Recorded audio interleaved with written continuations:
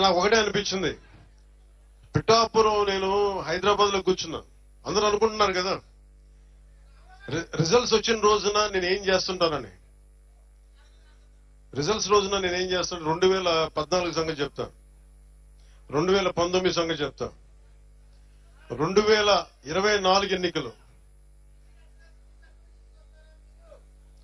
మాట్లాడినివ్వండి, మీరు ఉండండి, మాట్లాడినివ్వండి. ఫస్ట్ మీరు ఆగండి.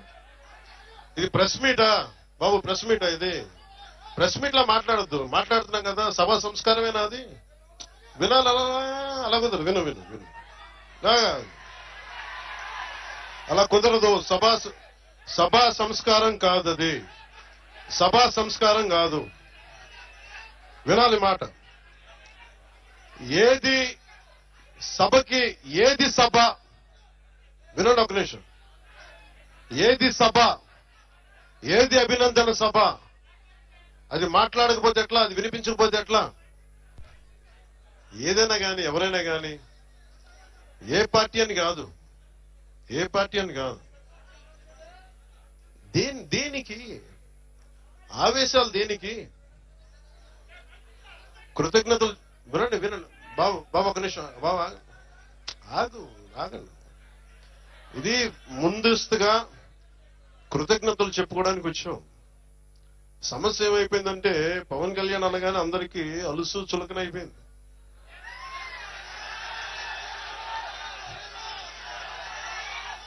చెప్తున్నా అంటే వీళ్ళకి ఎలాంటి వాళ్ళు కావాలంటే జగన్ లాంటి నాయకుడు రైట్ అనిపిస్తాడు. ఒకసారి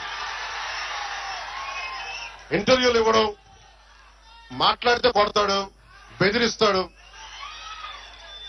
వాళ్ళ దగ్గర భయంగా ఉంటారు, వాళ్ళ దగ్గర బలంగా ఉంటారు. ఇట్లా చేతులు కట్టుకుని కూర్చుంటారు. మనం ప్రేమగా ఉంటాం కదా, గుండె విప్పి మాట్లాడతాం కదా, అందుకని చులకన. అందుకని దయచేసి అందరూ కూడా, నేను చాలా గట్టివాడిని, గుర్తుపెట్టుకోండి. భయాలు లేవు నాకు. ఎంత మొండివాడినో, ఎంత పట్టు పడితే వదలను, గుర్తుపెట్టుకోండి. అందుకని నాతో మాట్లాడేటప్పుడు చాలా పద్ధతిగా మాట్లాడు. గుండెల్లో పెట్టుకొని మర్యాద ఇస్తాను, గుండెల్లో పెట్టుకొని. నియమాలు పాటిస్తాం, ప్రోటోకాల్స్ పాటిస్తాం. కానీ అలుసుగా తీసుకుంటే మటుకు నేను అంత తేలిగ్గా తీసుకోను. ఎందుకంటే నేను ఒక వ్యవస్థని నడపాల్సిన వాడిని. ఒక వ్యవస్థను నడపాల్సిన వాడు. కొన్నిసార్లు నేను గట్టిగా ఉండక తప్పదు. నాకు ఇష్టం ఉందా లేదా అని కాదు, గట్టిగా ఉండక తప్పదు.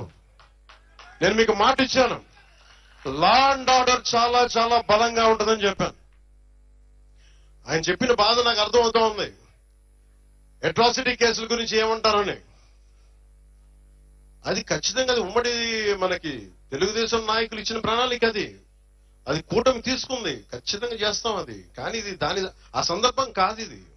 ఇది జనవాణి కార్యక్రమం కాదు. ఇది మాట్లాడటానికి ఇది ఆత్మీయ సభ. ఇది ఆత్మీయ సభని ఆత్మీయ సభగానే మాట్లాడుకుందాం.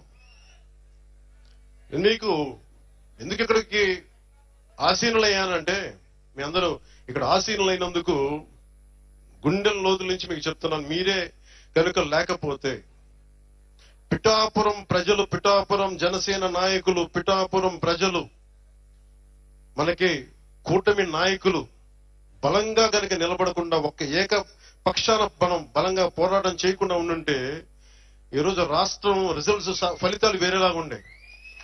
మీరు ఇచ్చారు బలం. నేను ఒకటే అనుకున్నా, గెలిస్తే నన్ను పిఠాపురం గెలిపించాలి.